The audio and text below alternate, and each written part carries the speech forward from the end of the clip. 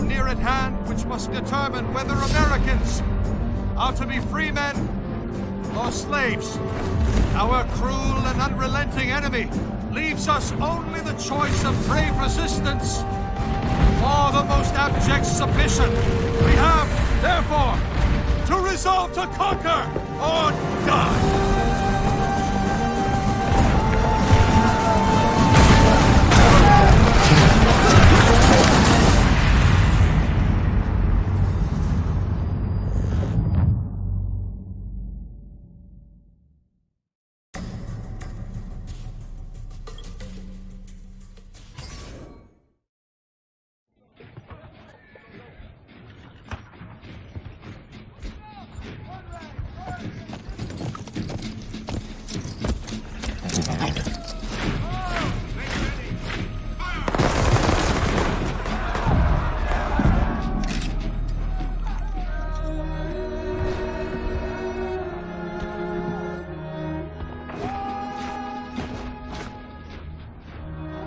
Watch them fight and die in the name of freedom. They speak of liberty and justice, but for who?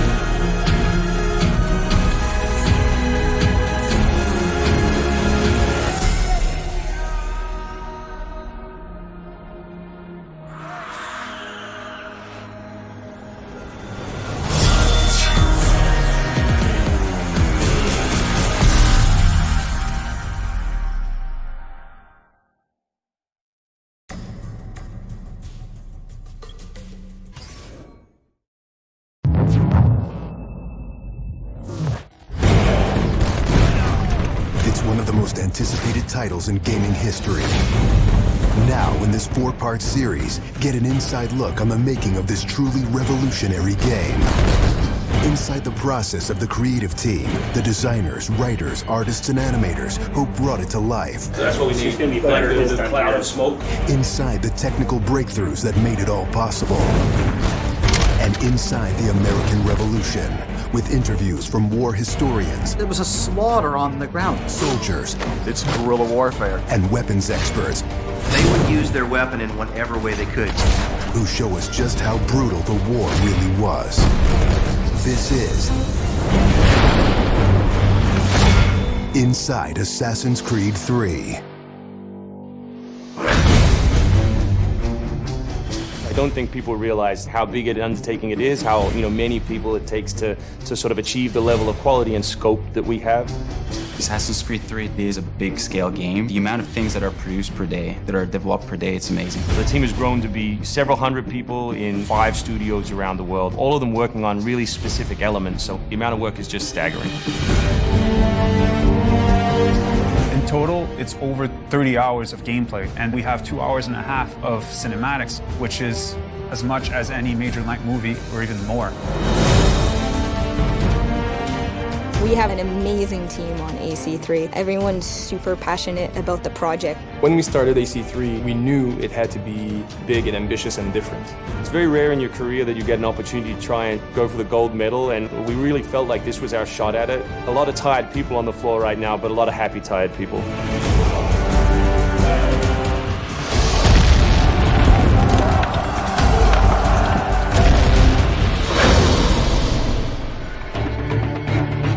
We've always tried to pick exciting periods in history, then drop the player in, so they're exploring that time as well as our fictional story.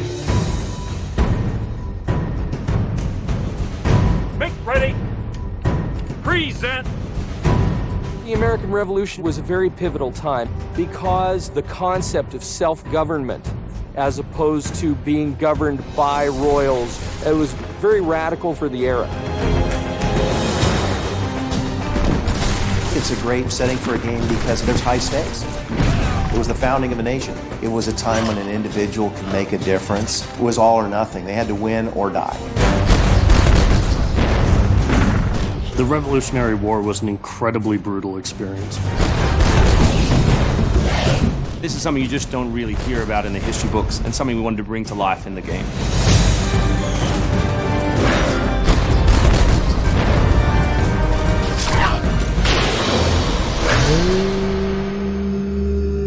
Connor is our new hero in Assassin's Creed 3. He's half British, half Mohawk. He's humble and more grounded to nature type of person. We did a lot of research into Native American culture. We've recorded dialogue in their native language.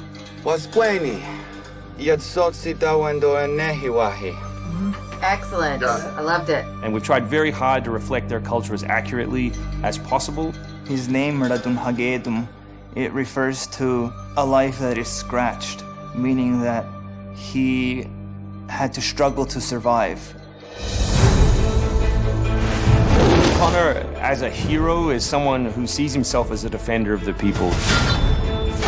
He's more inclined to justice than revenge. One thing to declare our independence. Now, my friend, we must make it so. Connor's goal is to assassinate key historical figures at major battles, at major events during the Revolution.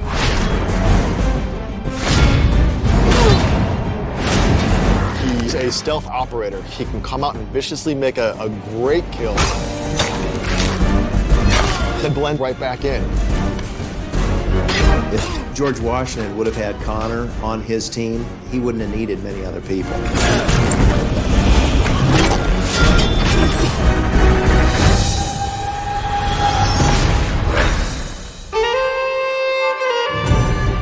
Anvil Next is an engine that gives us the possibility to do things that were not possible to do before. The weather system, the seasons, the formidable snow, bigger worlds in general, the ocean. It's the sum of 3 years of improvements that we've built upon.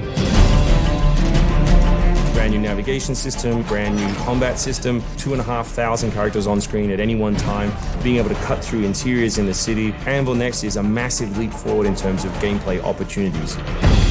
Cliffs, trees, climbable stuff, the water, that was pretty exciting but also very challenging.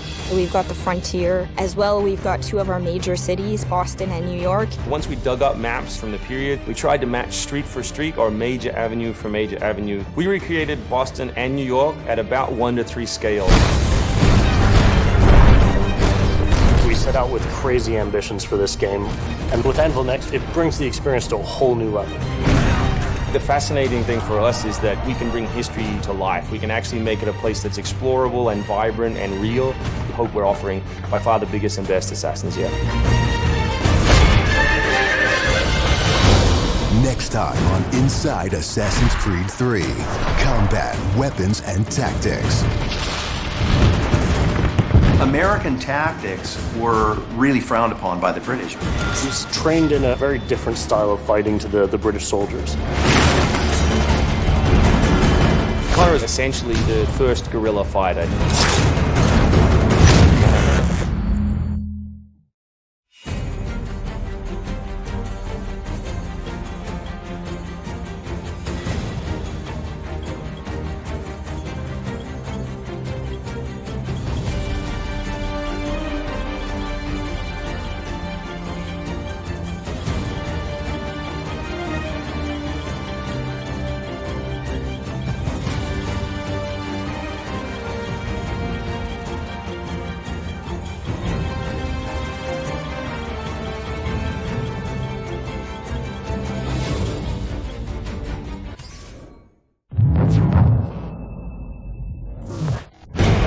In this 4-part series, get an inside look on the making of one of the most anticipated titles in gaming history.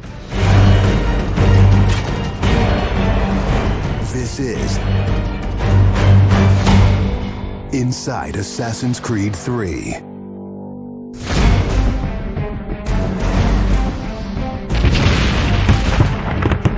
Something we really wanted to emphasize was the sheer brutality of combat in the period. We've all seen the paintings of the Revolution, and death is glorified, death is angelic, but it wasn't that way on the battlefield. It was a brutal conflict.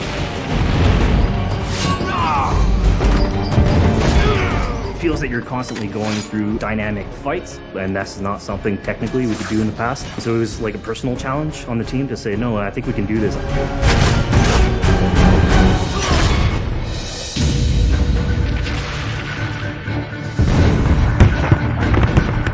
These armies are filled with different types of weapons. So, you have everything from muskets, you have grenadiers, you have guys with boarding axes.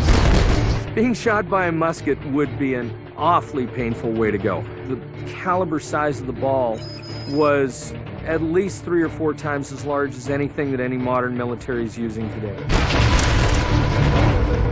After the muskets were discharged, they would charge with their bayonets, what basically is a giant spear, and he has every intention of running that through you.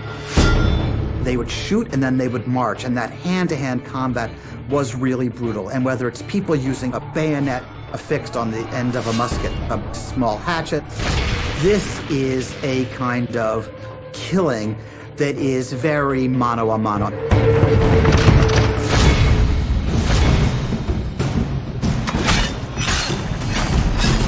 All the animations, all the weapons are brand new. It was interesting to start on a new style of fighting that is much more close and aggressive. Connor's favorite weapon is the tomahawk, obviously super deadly in hand-to-hand combat. Also the bow and arrow. It fits with his native heritage and it's lethal. The rope dart, it's a real accurate Chinese tool that we found the references for that period as well. He can use it from the ground, so he can bring the enemy towards him. It gives him the ability, for example, on a tree, to hang someone from above.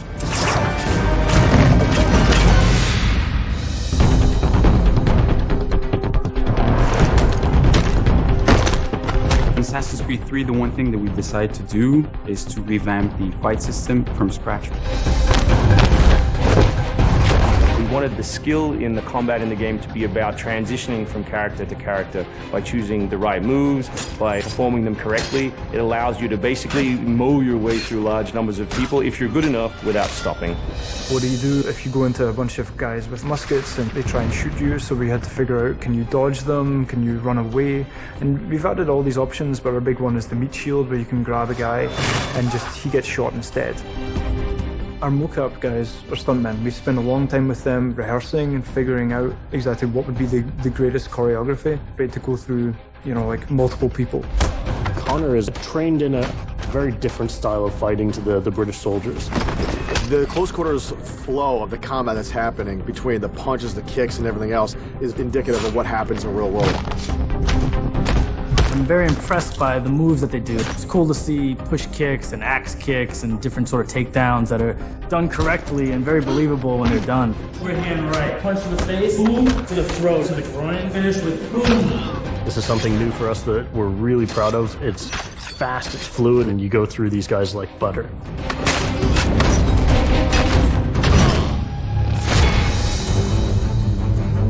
Connor is essentially the first guerrilla fighter. He's someone whose goal is always to move behind enemy lines, to pick off his target, and to escape. Employing guerrilla tactics, or what we now know today as asymmetric warfare, was something that truly was a component of the American Revolution. They learned what we would think of as guerrilla-style warfare. You know, you sort of hit quickly and then disappear. American tactics were really frowned upon by the British because the Americans did adapt the tactics that were used by the Native Americans from the French and Indian War. The first big battle, Lexington and Concord, takes place on a New England town green. And as the soldiers march back to Boston, they are marching along a dirt road lined by stone. It's not the most effective strategy, wearing your bright red coat and march through the woods while some farmer's trying to shoot at you. The Americans brought a tactic that they couldn't really cope with. They essentially took it away from the battlefield and they started guerrilla tactics.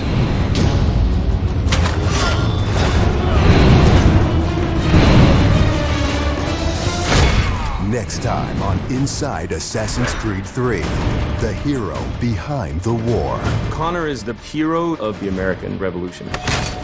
He's a bit more like Dirty Harry. Connor is the current-day Special Forces soldier. Silent, stealthy. He's fighting for freedom and he's fighting against tyranny.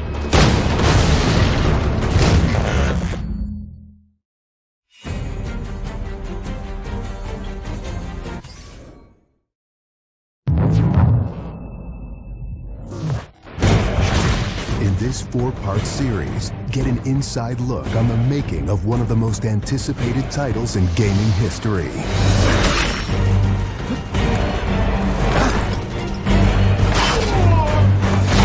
Inside Assassin's Creed 3. Connor is the brand new hero in the game. He's a brand new assassin. He's half Native American, half European. We wanted to build that base conflict into his background. Why are you here? When he begins his journey, he has a very clear sense of what is right and what is wrong. He is forever motivated by a desire to do the right thing. Commander, Connor.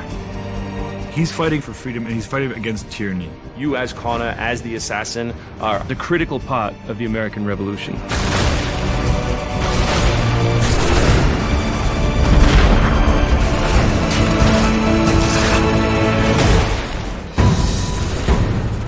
The way that we wanted to deal with the historical figures was for you to meet them sort of over the course of your journey in a way in which the history books wouldn't normally portray them. General Putnam. Many of the founders were very tough individuals. Many of them were the equivalent of the modern badass. Our founding fathers were very hard, disciplined, dedicated individuals who wanted freedom, who wanted liberty, who wanted to express themselves their own way and not be controlled. These founding fathers were comfortable with war and they were warriors.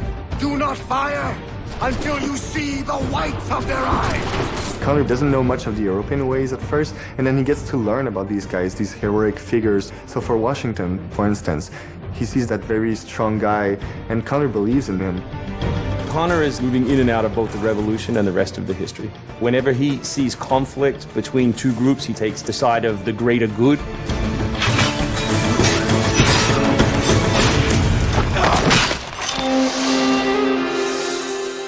We've been working very closely with the Mohawk consultant on values as well on language. We are Gunyet Gahaga. Gunyet Gahaga means the people of the Flint. Agoroteka, you're doing great. And our language is called Gunyet Geha. Every time that he's with his people or in his village, they speak the language, which I think is really cool.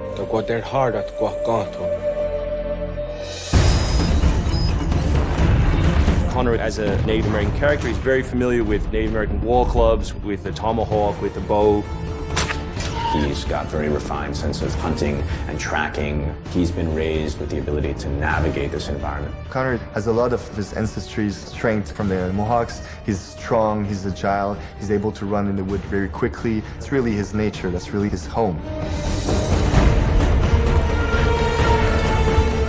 We had so many different versions of Connor, and he started off really slim, and then we bulked him up by adding fur and cloaks and all these things. Instead of this thin, lean assassin, like, he fills out his coat. He's just a warrior in every sense.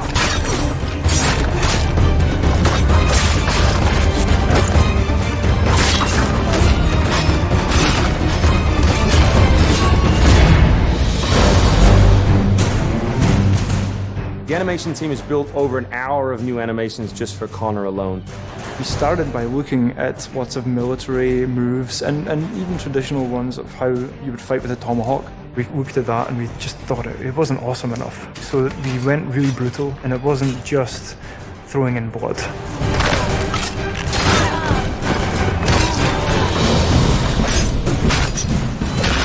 We put a lot of time into the navigation elements, and we've completely redone our climb system. We really wanted it to be much more organic. There's so much variety in what he can climb and how he can do it. Connor moves are directly inspired by parkour. Parkour is basically all about efficiency of movement, the quickest manner from point A to point B. When you see specific parkour movements, Connor doing a lazy vault or a dive roll, now, the movements themselves are very accurate. Connor moves in the game like I want to move in real life.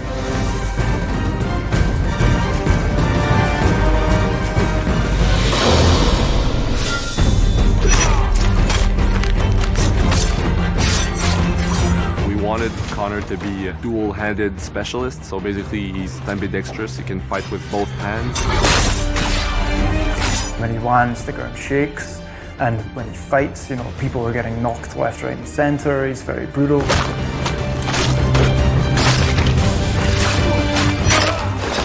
He is battle-driven. He's brutality, and he's the type of assassin who comes up and kills without question or hesitation.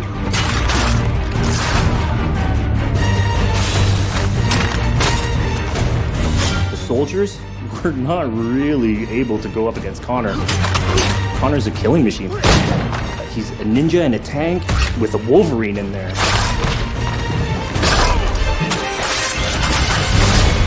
Next time on Inside Assassin's Creed 3, America by Land and Sea. You control the sea and you control the conflict.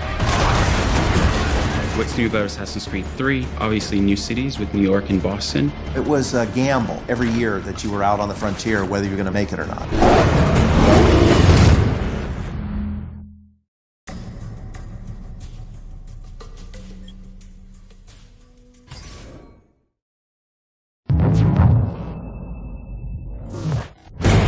In this 4-part series, get an inside look on the making of one of the most anticipated titles in gaming history. This is Inside Assassin's Creed 3. Ever since Europeans arrived in North America, they had been involved in shipping goods back and forth across the Atlantic Ocean. In order to make this economic system work, the British tried to control the goods that are going to the colonies. And it was those goods coming back and forth which made a few places on eastern North America important. Whether it's the Boston Tea Party or the Boston Massacre. Fire! We have these big historical events that we can situate our game around.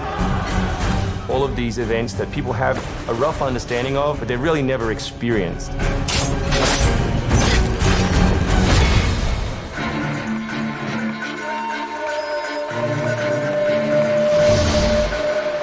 We had to go back and get our historian to find us accurate maps from the era of what Boston and New York looked like. These are actual replicas of the cities. If you're familiar with those cities, you should have that sort of eerie feeling of finding familiar sights. We really wanted to push the animations and just make it look like it's a real living world. As you walk through the crowd, you'll also see animals in the streets. They'd have a pig, they just clip his ear in a certain way, and they'd let him go in the street. And then he'd eat garbage, and then when it was time to eat the pig, you'd go and find your pig, and you'd slaughter it and eat your pig. We've got a lot of new ingredients that just bring a new, fresh feeling to the gameplay inside of the cities.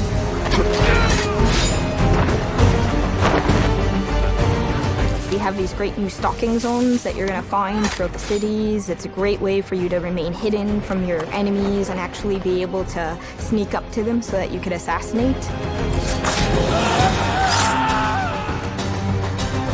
We've got this amazing dynamic weather system in, so we can see not just the time of day passing, but also going in and seeing the same environments, not just in the summer, but in the winter as well.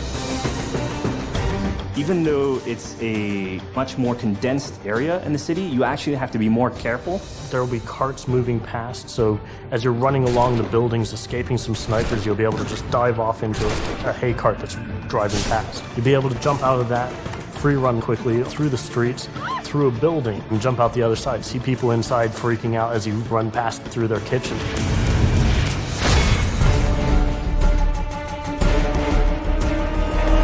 Living on the frontier was extremely difficult. Not only did you have harsh winters, cold, freezing temperatures, in the summer you had heat, humidity. So it was a gamble every year that you were out on the frontier, whether you're going to make it or not. For AC3, the biggest difference is just having access to the frontier. So this huge wilderness area that you can sort of explore at your own pace. It's a forest, the navigation in a very new environment, and a very organic environment as well. In the frontier, you'll be able to navigate through deep snow, but also snow does impact your gameplay. It will slow down you as well as your enemies. Once we decided that we were going to build the frontier, we realized obviously we need to populate that area. So animals became a very big deal. We have over 24 different species of animals in the game. There's an entire hunting loop that you can engage in. Whenever you're building elements such as animals, you're halfway trying to be real and halfway trying to fulfill that fantasy of what people expect.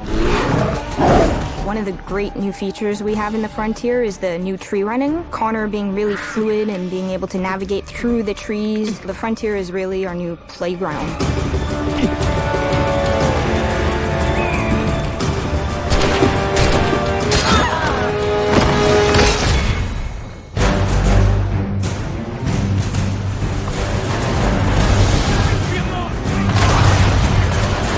This war at sea was truly a global war and involved not only the British, but the French and the Spanish and the Dutch. Naval engagement of that period was all about closing the distance. Boarding is the end game. You've got to be able to close with the enemy, get alongside, then get on board to steal his ship. You want to take that ship intact if you can, because that's where you get your prize. The prize is whatever is on that ship that you want. Naval warfare was absolutely decisive to success in the American Revolution. Commerce comes by sea, at the same time invaders come by sea. You control the sea and you control the conflict. It's a huge part of the historical period. The revolution is won pretty much at Yorktown by a blockade of ships. You know, we can't ignore this part of the history. This is critical. This is something that we have to do. We started a whole team up just to specifically focus on the naval experience. Naval combat has been a huge challenge. The technology of the wind, the water simulation has been a massive undertaking for the team. Initially, we didn't even think it was feasible because it's a big moving structure. It's a full simulation on high seas where Connor is controlling a ship, he's controlling a crew as well, so he's kind of the master and commander on the ship. Very exciting. I mean, you are on a moving vessel that is very much part of the sea itself. This is something that we wanted to engage in and build for the game. That was a huge challenge that we set ourselves and actually turned out pretty good.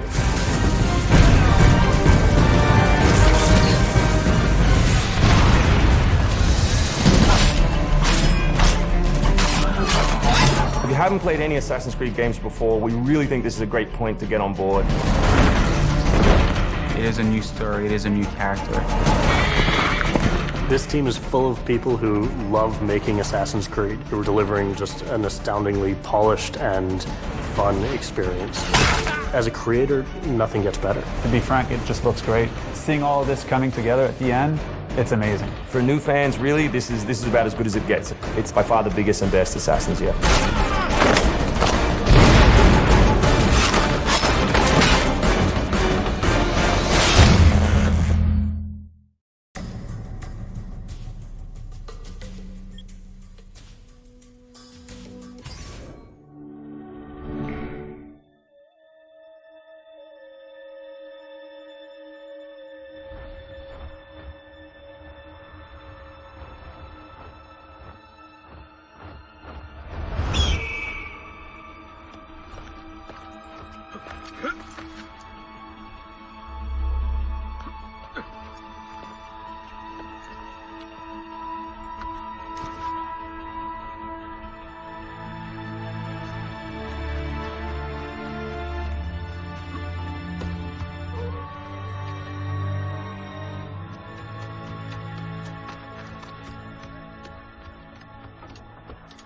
We are in desperate need of replenishment to our mercury supply.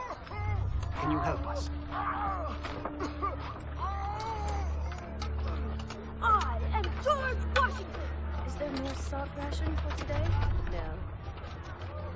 Oi, mate. Want to sit for a round? Quietly. Follow me. He's marching for Saratoga, due east of here. They left 3 hours ago. The man's a bloody butcher. Women, children, anything in his path. You must bring him down.